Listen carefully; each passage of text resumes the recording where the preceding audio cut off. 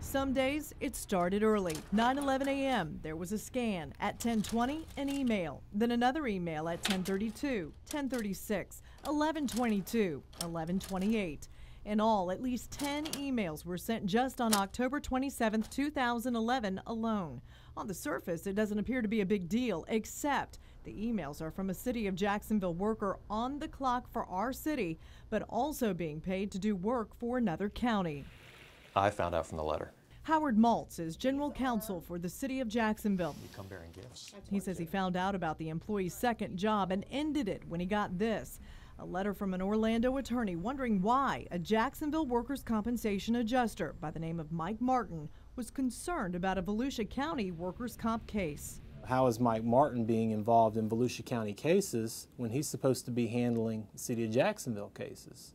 You know, when is he doing this? And from what I could tell on the emails, you know, he's doing this during the time he should be handling the City of Jacksonville cases. Where things go, James Spears is the Orlando attorney who tipped off Jacksonville to the problem. This is clearly a bar violation. Spears says he found out Martin was working on Volusia cases by accident when an email between the Volusia County attorney and Martin was inadvertently sent to him. In my opinion, it would seem that, you know, the people in Jacksonville are not getting taken care of appropriately because too much time is being spent handling Volusia County cases. Volusia County spokesman Dave Byron confirms Mike Martin was hired by Volusia as a consultant in September 2011. His last day was December 7th after the City of Jacksonville told Martin to stop the work. It might potentially raise an issue under the Florida Constitution working for two separate governmental entities. Martin worked for Volusia for about 3 months. Volusia County records show he sent 741 emails in that time. He turned in 277 invoices for work and was paid more than $10,000. This is the information. Okay. We requested the emails and invoices. Volusia County turned over all of the invoices and some of the emails. We are still waiting on the rest. Emails we do have show Martin emailed Volusia on at least 46 workdays in 3 months, while also being on the clock for the City of Jacksonville. Invoices show Martin billed Volusia for 46 days of work. 29 of those days, Martin's time cards show he was at work for either most or all of the day. Do you think his city duties were affected at all by this work? No, I don't think they were affected. I think there was the potential. Maltz was the acting risk manager and Martin's boss at the time he was working for Volusia. We showed Maltz how on a number of days Martin was at work in Jacksonville all day, but emailing Volusia and getting paid by both governments. On October 7th, the records we do have show Martin worked on 4 Volusia cases. November 15th, 13 cases. And on November 21st, he worked on another 10 cases. Did he use City of Jacksonville equipment that you're aware of, whether it's a phone, whether it's a computer, you know, fax machine, anything like that? Yeah, I don't know whether or not he used City of Jacksonville computers. The email records show a handful of emails from Martin's city account. Most are from a Gmail address. The documents also show that on at least 7 different days from September to December, Martin used a City of Jacksonville scanner and then sent the scan via his city email to his Gmail account, which was then forwarded on to Volusia. Is there a need for an investigation? Yes, I'd like to see what you have and would ask that somebody follow up with it.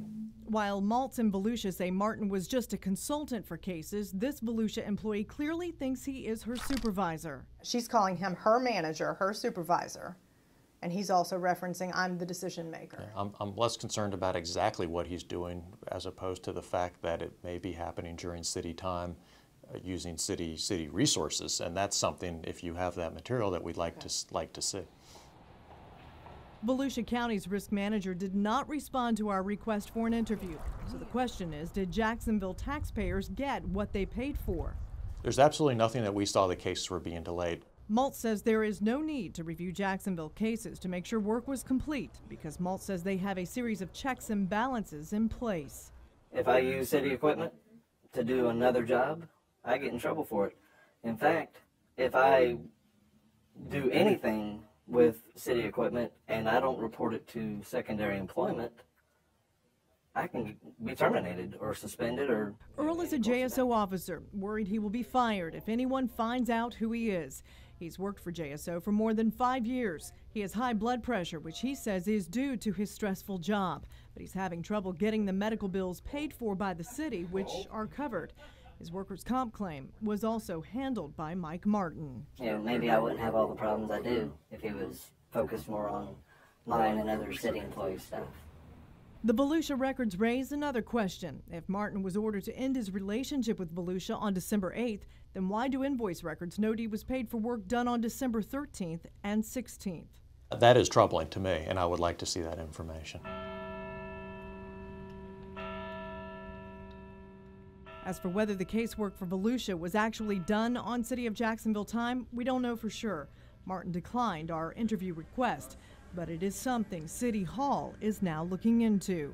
When the city employees come here and are being paid for 8 hours of work, we expect 8 hours of work, and if that's not happening, that's a concern, and that's something that we would address.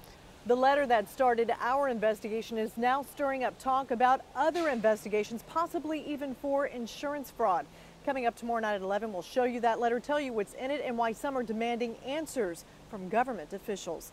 Jacqueline Bedard, First Coast News.